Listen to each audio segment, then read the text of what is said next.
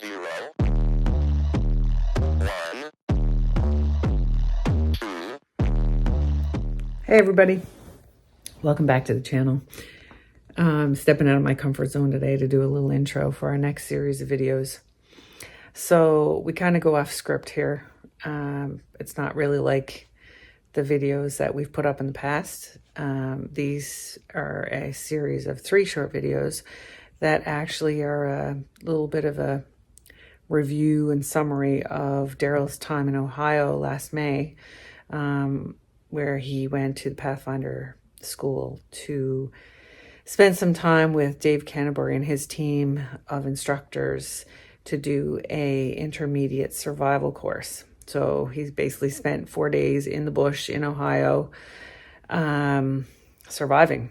So primitive shelters, primitive tools, primitive fire building, all of that. He went in with bare minimum gear, and he'll go over the gear list in the first part of the video. And then talk about how he got fire and some of the other navigation and things that they had training and experience in while in the field out there in Ohio in May. So it's a little diversion from our regular, and I hope you guys will enjoy it. Feel free to leave comments and questions for us, and we'll be glad to answer them. Most of the video was shot during a recent weekend adventure in tent. Weather didn't cooperate for us to get out and about, so I just kind of introduced the whole experience, and we had some banter back and forth, and hope you guys enjoy it. Thanks.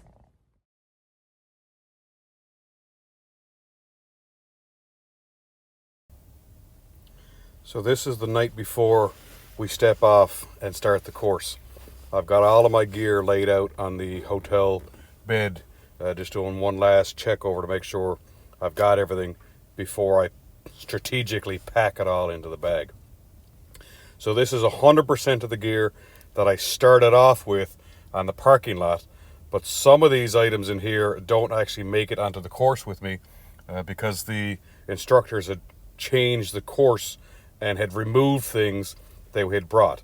So this is 100% of the things that I brought to the parking lot, but not all of it made it with me. So down in the bottom left corner, this is my 10 by 10 tarp. This is what we pitched and slept in, and we used it for some other exercises for doing water crafting or some water crossing. Above that is my Swagman roll. This is what I slept in. So it's a blanket, it's a sleeping bag, it's a tarp, it's a poncho, it's a whole bunch of different things, but that's what I slept in. Above that is the orange t-shirt. We've really never used the t-shirt on the course, except on towards the end of it, we tore them all up and made a gigantic SOS sign on the ground. I'll show you that in a minute. Coming down then, you see the brown is my haversack. This was crucial. You have to carry 100% of your gear 100% of the time. If the instructors ever see you leave anything behind, they will steal it. So carrying your gear and having a way to make your gear accessible is crucial. So the haversack is really what you're going to be using to pick up things that you find along the way and have easy access to the things that you need on a regular basis. Above that were my gloves. I don't think I used them very much. For taking things in and out of the fire, I might have used my schmog, but I don't think the gloves are ever used. Above that are 2 stainless steel water bottles with 1 cup. These are going to be crucial. It's what you're going to carry your water in. You're going to be making char in this. You're going to be cooking in this. I would recommend the Pathfinder stainless steel bottles. That's the one on the left. But I did pick up one from Amazon. But if you're going to buy something other than the Pathfinder bottle, it has to be stainless steel. It has to be single-walled. It has to be fireproof. And I would highly recommend something with a wide mouth so that you can get char in and out. You can get food in and out. You can cook into it. Not just something you can just sip water out of. Back on the bottom of the picture, you can see a couple different types of cordage.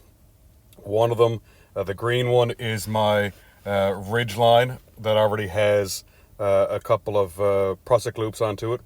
Next to that was the bank line, which I gotta say we didn't use very much of. And next to that is two 6-foot utility cords. At the end, they gave us two more. One of the exercises that we had to do have required us to have 4, so they gave us extras at the end.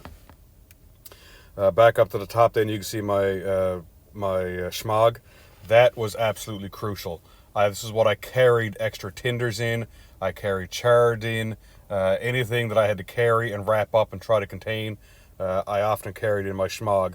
So it was dirty, it was used, it was abused, but it was crucial to have on. Coming back down to the bottom, you can see my my woodsman's wedge. I don't think this was used at all. We weren't really processing firewood, so oftentimes we would have to go out into the field and collect wood for making crafts. But most of the firewood we were given. So we're not allowed to collect firewood at the campsite. We're not allowed to gather any types of wood at the campsite. So when it come to making fires at night, we were given wood, and then oftentimes then it was already cut down into manageable chunks for us. So I never really used the wedge. I often use the wedge for the bearing block on my spindle for doing a bow drill set, but at this case we had to do bearing blocks off the landscape, so it wasn't used for that. Roll of duct tape above that. We didn't do a lot of crafting, and I'll discuss that in a few minutes, but we didn't do a lot of crafting, so this duct tape wasn't used a lot. Above that you can see a flint and steel kit. This was taken from us once we got to the parking lot. We had to do a flint and steel techniques, but we had to find our own flint, and we had to use the steel from our knife. So the flint and steel kit was removed. We were allowed to have the Fresnel lens that you can see in the red above it, and we were given the opportunity to make an ember from a solar ignition. Above the Fresnel lens you can see my Ranger beads. These are actually 2 sets of beads on a string, and they're used for counting your paces. So every time you meet 100 meters, you move a bead. Then when you get up to 1 kilometer, you move another bead. So in total, these Ranger beads will count 5 kilometers. You could really do the same thing with a couple of rocks. If you move rocks from one pocket to another, you can also keep pace the same way. Above that is my Millbank bag for purifying water. Again, it was never used. Most of the water that we drank, we were given clean water. Sorry, we had to earn clean water. We weren't given water. We had to earn our clean water, so the Millbank bag wasn't used. Back down on the bottom, you can see my knife and my saw. My knife was obviously crucial for making things like the bow drill sets and for sparking off the back of the flint, so your knife is a constant thing. The saw we were using, because there were times when we had to process our things like the bow drill sets and those kinds of things. This is not my favorite saw for doing those kinds of things, but I would have liked to have a larger folding saw, but it did the job. In this case, this is a Baco Laplander. You can see the compass there above it was crucial. We were doing a lot of navigating. It seems like pretty much, I think, twice a day we were doing navigation exercises. Next to my compass there, you can see my Leatherman. Again, that's a crucial tool because it has things like saws and pliers, scissors, all kinds of things that you can use for crafting, repairing things. So that was a constant thing. Come back down to the bottom, then you can see a ration pack. I didn't eat the ration pack. I also had a bag of jerky with me, which I was picking on for the couple days, even though I think the cat ate more of my jerky than I did. And I was also, I think I was giving away a fair bit of jerky. But essentially, for the 4 days of the course, I ate about maybe a half a bag of jerky on the 4 days. Water wasn't a constant. Some days we would be given plenty of water, some days we weren't. And I was always afraid that if I didn't have enough water to process the food that I was eating, then I would only make dehydration worse. So I didn't eat maybe as much as I could have. I noticed that towards the end of the course, I was getting a little bit tired. But by that point, then it was the last day when I really kind of noticed I was tired. So I should have eaten the food, but like I said, not knowing how much water we were going to have, I was reluctant to. Above that is insect repellent. I don't think they allowed us to take that. I was more concerned about ticks than I was than flies, but I think they took the insect repellent from us. Either way, I just don't remember using it. Above that then is some ABS tent pegs. These were crucial obviously for the structure. There are ways of making fire with tent pegs, but I don't think we did it. But it was just, again, it was a part of the structure. Above that, you can see the orange. That's a waterproof bag that we oftentimes were mostly carrying water in. Unfortunately, this one is not waterproof. Here's one of the times where I would recommend getting your gear well in advance, trying your gear, testing your gear, making sure that it is waterproof, that it is airtight, that it can hold a weight. But this one leaked like a basket. It was too late by that point. And so when I was trying to carry water, I couldn't carry water up as far as I would like to, and I was losing a lot of it. But again, water was a crucial resource. We weren't always just given it. We always had to earn it, and carrying it was one of the ways we had to earn it.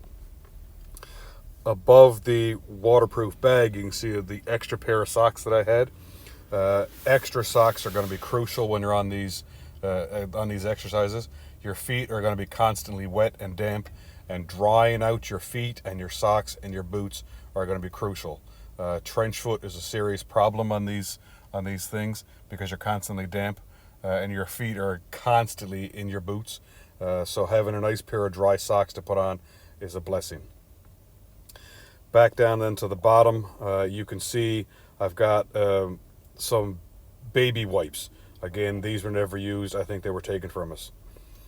Above that then you can see I've got a notebook with a couple pens and pencils. I did often take notes, but we were also given pen and paper as well, but we were allowed to take our own. I can see a little spork there above it. Again, that was never used. Way up top, that's not my air mattress. It is a foldable accordion style mattress. And again, this thing was used for everything. It's not an air mattress, so I'm not worried about getting holes into it. It is simply a closed cell foam mattress. So when we're doing things like kneeling down on the ground, making bow drills or making crafts, then oftentimes I would kneel on this just to protect my knees, or I'd sit on it. Obviously, then I was sleeping on it at night, but it was with us at all times. Just makes your life a little bit more comfortable when you have something soft to kneel on. Way down on the bottom, then that black, that's 1-inch tubular tape. I don't remember exactly how much we had, but it is a tube tape. It's not just a flat tape. It's not a strap that you would find oftentimes on a backpack. This stuff actually has a tube to it, and we were using this for our structures. One night we had to make a hammock, so this stuff was used quite a fair bit. Oftentimes it can be used to replace your straps on your rucksack. We could be used in snowshoes. There's all kinds of uses for it, but it's super strong and relatively lightweight for its strength. Next to that, you can see I've got a couple of protractors. I couldn't find a protractor online to match the scale of the maps that we're using, so I end up making my own. So you can see there's 3 or 4 protractors there. I actually made one, had it printed, and then printed on a gigantic sticker, and then applied onto a piece of plastic to match the scale of the map. But I had trouble finding one online. Above that is your headlamp. Headlamps are going to be crucial because we were doing exercises well into the dark. It often at times might be 10 or 11 o'clock before we finish an exercise, and then you still have other things that have to be done around camp, things like gathering firewood and like I said, we were given firewood, but we would still be working into the evening. So a headlamp is crucial. Extra batteries as well. Above that is a watch. We were told to take an analog watch, even though I don't think we ever did any exercises with it. And I think then next to the watch is a couple sets of extra batteries. Oh, the other thing that's we're missing here is a 6 mil garbage bag that would fit a 45-gallon drum. I couldn't find a 6 mil here locally, and so once I got on site, I managed to borrow one, and that was used for gathering small twigs. I think that was really the only time we used it, but it could be used for a poncho, it could be used for a shelter, it could be used for a mattress. There's 1,001 uses for a 6 mil bag, but gathering twigs, I think, was really probably the only time that we used it on this course.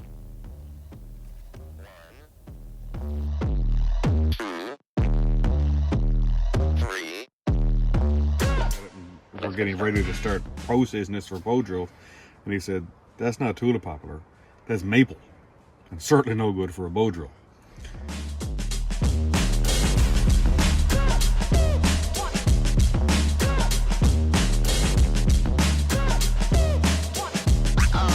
Oh, that's real good.